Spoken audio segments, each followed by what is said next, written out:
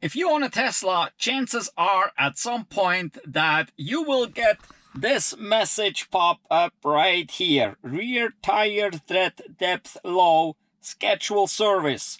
What does that mean and what should you really do?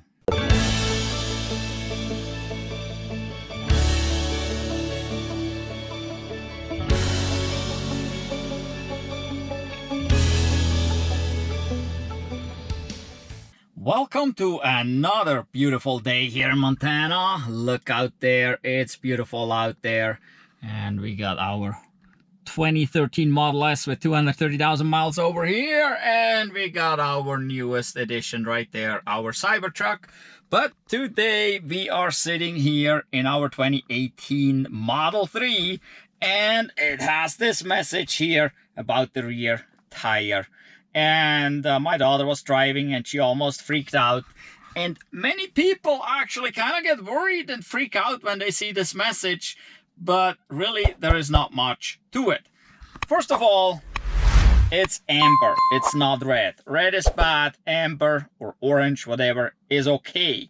So basically what it says here, it says rear tire tread depth low. Does that mean your rear tires are worn out? No, it does not mean that. It just means it most likely has less tread on there than the front tires do.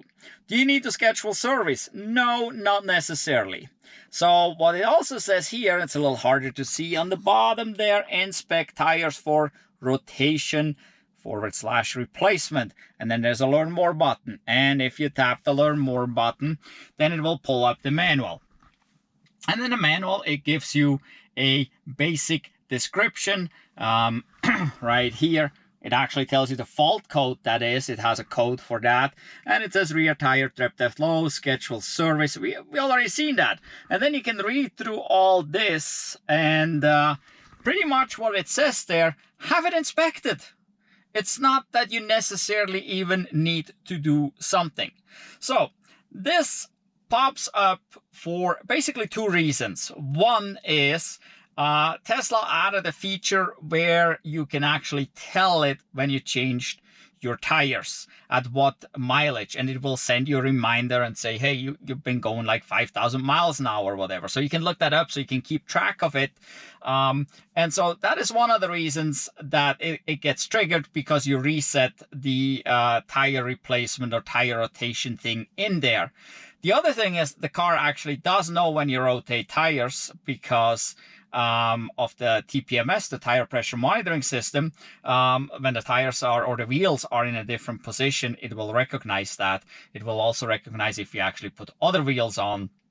And in most cases, it will recognize when you change the tire, because automatically or usually the wheels are in a different position than unless one would pay attention to put the same rim back into this on the same position on the car. So there are ways that the car can figure out what is going on its own as well. But also, how would it even know that the tire tread is low in the back compared to the front? I mean, that has nothing to do with rotation of the tires. Well, it does a little bit, because it's using the rear motor more than the front motor, because the rear motor is more efficient. So it will automatically wear it off more. But that doesn't necessarily mean that's the case. But there's one way you can actually figure out if that's the case or not, and that is by checking the rotation per distance that you drive. So as you're driving, a properly inflated tire goes a certain distance when brand new. And as it wears off, it will go less far per rotation. And it doesn't even need to know how far it goes, because it just says rear tire tread is low. That means the rear tires do more rotations than the front tires for the same distance. And how does it know that? Well, it's simple. You have ABS and traction control, right? These been out there forever and ever. And ABS and traction control use a sensor basically that's on each wheel, and it can see how many rotations that car goes. And each sensor puts out the signal, and if that signal is the different in the rear than in the front, then we know something is off. And because Tesla exactly knows what the signal needs to be, they know, oh, we have more rotations in the rear than we have in the front on that same distance we are driving here, and then that message pops up. So that message can pop up for a few different reasons.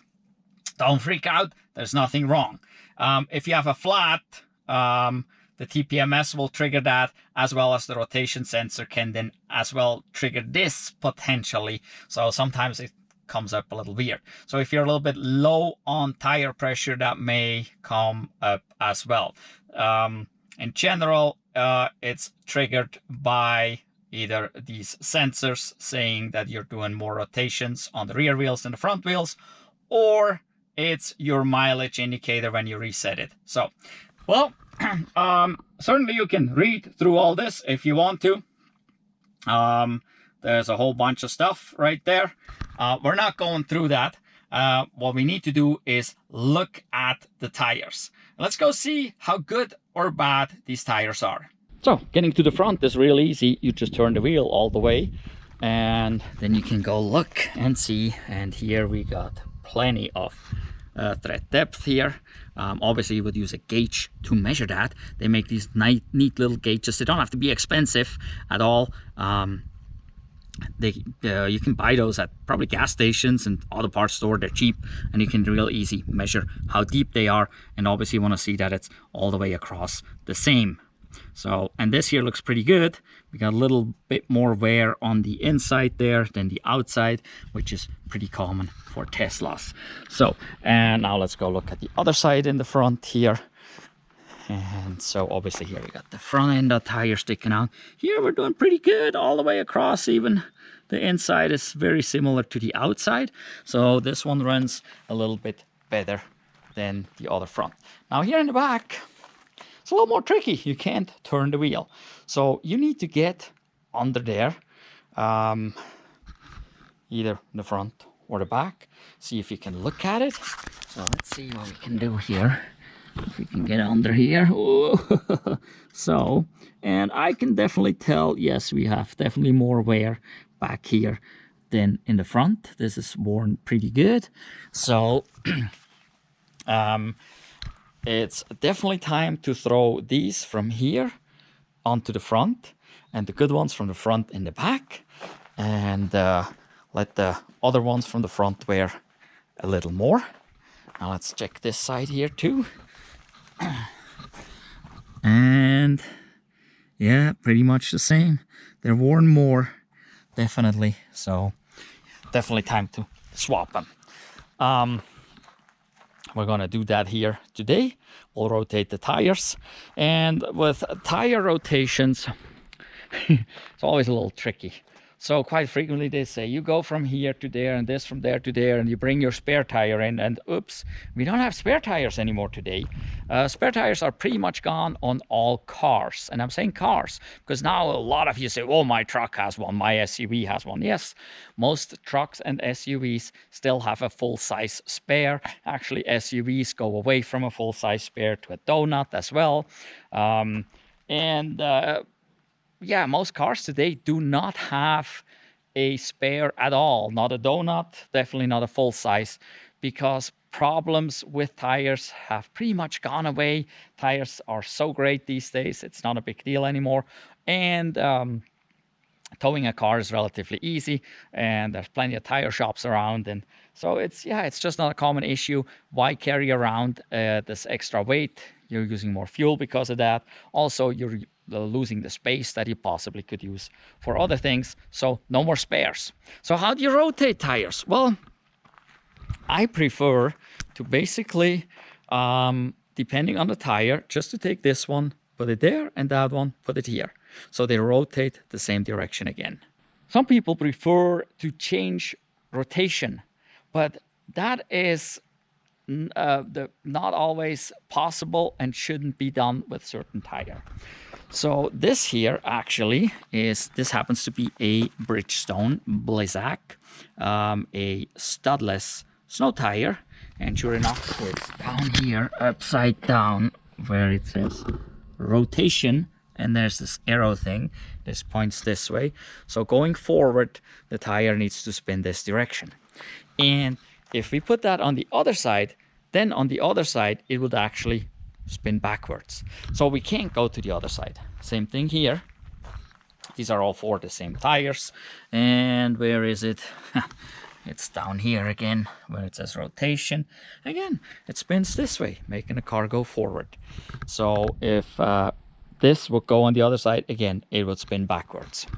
So we can only swap them from front to rear and from rear to front. There's no other way in this case. There is some tires where you can do it, but most like these here, like snow tires, studless snow tires, definitely have a rotation on them. And so you just swap front to rear. And that's what we're going to do today. And we're going to get the tools out and get this done here. And I will have some help from my daughter to do this. Now I want to show you something that doesn't really have anything to do with changing the tires. Well, it does have to do with it, but not so much. But look at this here real quick. You can see the tire, the trailer sits low in the front and the ramp's pretty steep. And we got our Cybertruck hooked up to this trailer, since that's what we use to tow the trailer, right? So the ramp's pretty steep and we need to get tools out of there so we can work on our Model 3. And now I'm going to show you a real cool feature. Look at this little gap right there. And remember the ramp being pretty steep. Now we just go in here, right height, and let's go high. And now look at this gap here. The compressor came on, it needs a little more air. And so what that's gonna do, this is gonna bring the trailer front up, and now the trailer already sits level. The truck goes way up there. So when the trailer comes up in the front, the back goes down. The ramp's not nearly as steep anymore. And this will make our job so much easier. So this is one of the really cool things. Now look at this, it's been gone up. Now the front is almost a little high in the trailer, which is fine, but the ramp's real easy to deal with. And look at this huge gap we got here now. So this is one of these great advantages. See how high this came up. This is one of the great advantages having a Cybertruck to tow a trailer, and you can just level it real quick like that. So, well, now let's get to work changing those or rotating those wheels on the Model 3. All right, we got the Model 3 in position. Here we got our air compressor because we're gonna use a impact to undo the lug nuts on here. And here we got our floor jack, and that's all you need for tire rotation. And one floor jack will actually do, because you can lift the vehicle on one lifting point high enough to get both wheels on one side of the ground, so you can swap the wheels forward and back, lower it, and do the other side. And that is totally fine. You do not need two floor jacks, and you don't have to lift the back and the front. You can lift on one of the two lifting points on that same side, and that is totally fine. That is no harm to anything.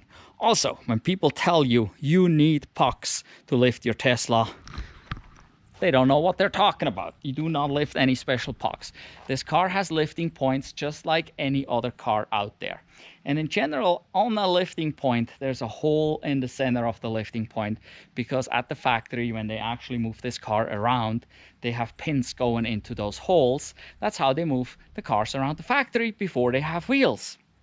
And that's why there's a hole. It's not to put a puck on or anything. There's no puck needed. All you need is something like this here. So I got two of these here. So basically, piece of rubber, some rubber mats. Don't use actual hockey pucks, because hockey pucks are made to be slick. And so that could make the jack slide either out under the vehicle or the vehicle off the jack. You don't want to use hockey pucks. You want to use rubber, because all you want to do is prevent this metal here, this tray here, that metal, to go onto the metal under there, so you're not damaging the metal on the car. So you just put a piece of rubber in between. That's all there is to it. There's no harm to the battery. You don't need any pucks because of the battery. The battery is plenty protected and far away from where you are. Just you need to place this here in the right spot under the car, on the lifting point, And then that is no problem. Anyone can lift your car. Any tire shop that knows what they're doing, they can do that. They don't need any special pucks. If your tire shop says you need special pucks, find another tire shop, because they sure don't know what they're talking about. Here we go. We just use the rear lifting point, and you can see we got a huge gap back here off the ground, and we're off the ground here, so we can spin this wheel as well. So now we can actually change tires. Let me show you a little closer under here how this looks. This is about how this looks right there. So we're on the lifting point, and now I'm gonna flip the camera upside down, and oops, I hope you should be able to see this. This here is the lifting point right there. That's where you go. Use a piece of rubber to get on there, and that's all there is to it. Whoa, there's a bunch of gravel stuck in there. So lots of dirt and gravel getting under there. That's not uncommon. But yeah, so that's where we're at. Now we got to pull the hubcaps off, undo lug nuts, swap them, redo the lug nuts and torque it, and then do the other side, and we're ready to go.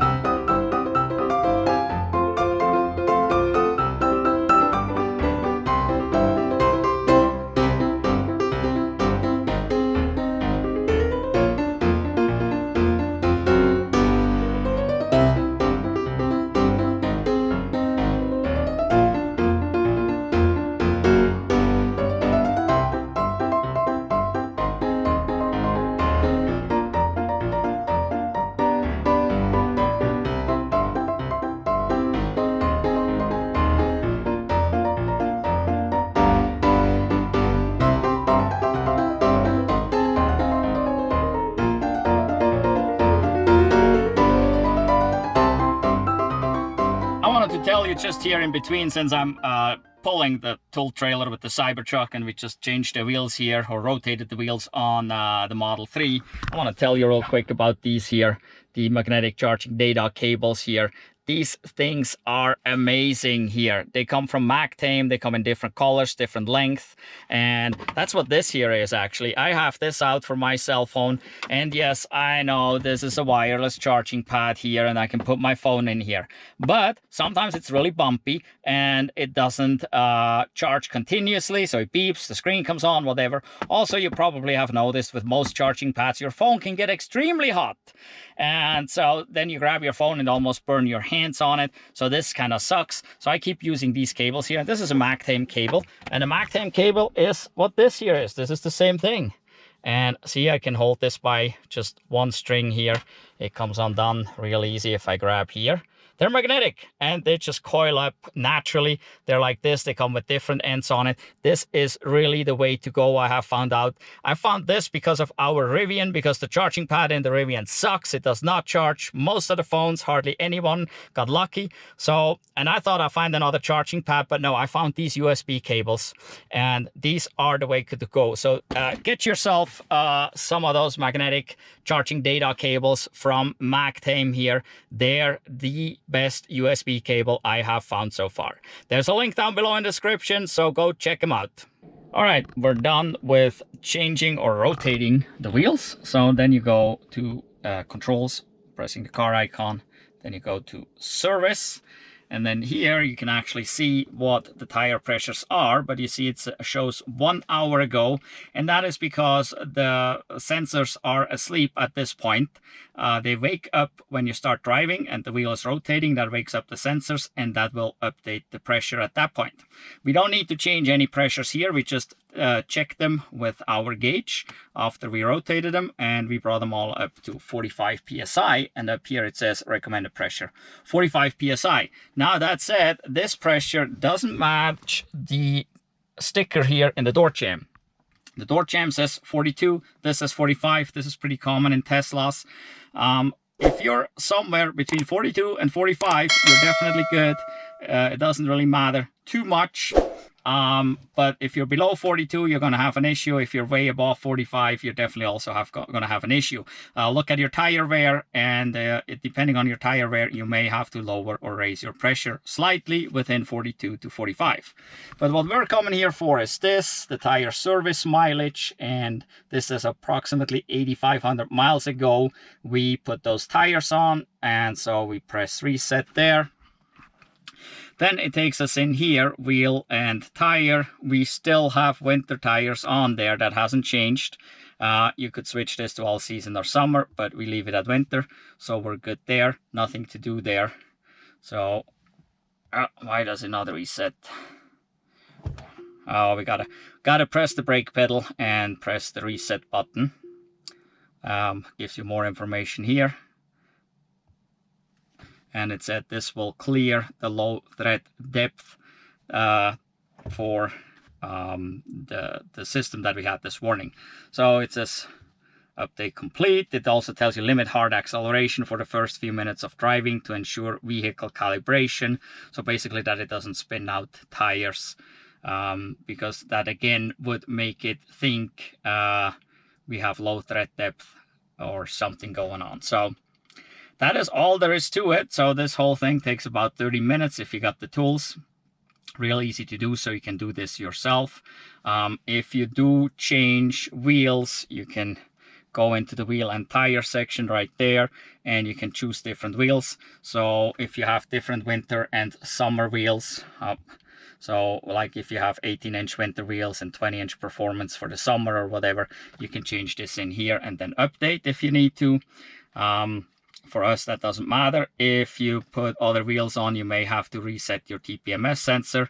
If you put aftermarket wheels, tires on something, then you want to learn the new pressures. For us, it all stays the same, so we do not have to touch this at all.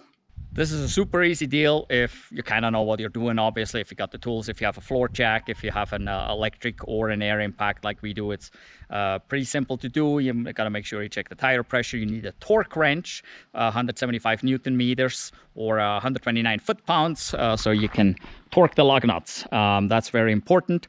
Also, when you put these wheel caps back on, these aero caps, on this one back there, the clip came off and it fell down, and so I had to find a clip and put it back on. They use some of those clips here and there, so if those clips are not all in there, you might lose one of those. So pay attention to it every time you pull those off. Make sure they're all there. If not, they probably just fell down. They could fall out while driving. That's possible too. So this is not necessarily uncommon. So if you take it to a place and they put it on and later you lose the hubcap, yeah, you can blame them, but maybe not. It's they come off, unfortunately, at times. So also for us, our wheels are really dirty because, well, just look at this here. Gravel, dirt roads. So we're going about 2 miles before we even hit pavement. So these wheels fill up with dirt, so we get really dirty, dusty here. And when we go to the car wash, we wash those out again. Simple there, yeah. Mainly torque the wheels, check pressure. Don't need any pucks, just some rubber between your floor jack and the car. Make sure you use the 4 lifting points, and then you're totally fine. So now we're back good, everything's reset. The car will no longer tell us that we have low thread depth in the back. you noticed it's the middle of summer. We have winter tires on there. That's because I'm doing a test on with these tires. I want to see how long they last if I don't change them. There's a video coming on that. So because this may be something interesting for many people to possibly drive winter tires all year long in climates like we have here, where it gets really cold, where we have 6 months of cold with snow, sometimes even snow in the middle of summer. So this may be interesting for climates like that. So that's why I'm going to do a video on that. So that's why we have winter tires on there. In general, we usually do run 2 sets of tires. 2 sets of wheels. We have 2 sets of the same wheels here, of those aero wheels, and we run one with these here, the studless snow tires in the winter time, and then we run an all-season tire usually in the summertime. So that's what's going on there. But yeah, it's all back to good, and my daughter can keep driving it. She's been driving it a lot lately, so she's good to go again, and I wanted her to learn a little bit about this so she can do some things and know some things about this, because it's kind of important to know, so you also don't get ripped off at the tire shop, right? Because sometimes tire shop have a tendency to tell you you need this, you need that, but you really don't. So well, this is it for this video. Make sure to give us a thumbs up for this video. Make sure you're subscribed to our channel. Hit the notification bell so you don't miss out on any of the future videos. If you're new to our channel, click on the channel icon and go look at all of our videos. We got a ton of videos on electric cars. So we have the 2018 Model 3, we have a 2013 Tesla Model S with 200 and almost 30,000 miles on it right now, and then we got the Cybertruck, the 2024 Cybertruck right there. So we also in between owned a Chevy Bolt for about 1.5 years with about 20,000 miles on it. We test drove a Chevy Bolt EUV, and we have lots of videos with those road trip videos, where you can learn a lot about electric cars and how they really work in real life, how good or bad they are, and how this all works. We have videos about charging. We have videos about chargers. We tested several chargers. We also test some other products, some accessories that go with these cars, so you can see if you really need this or that.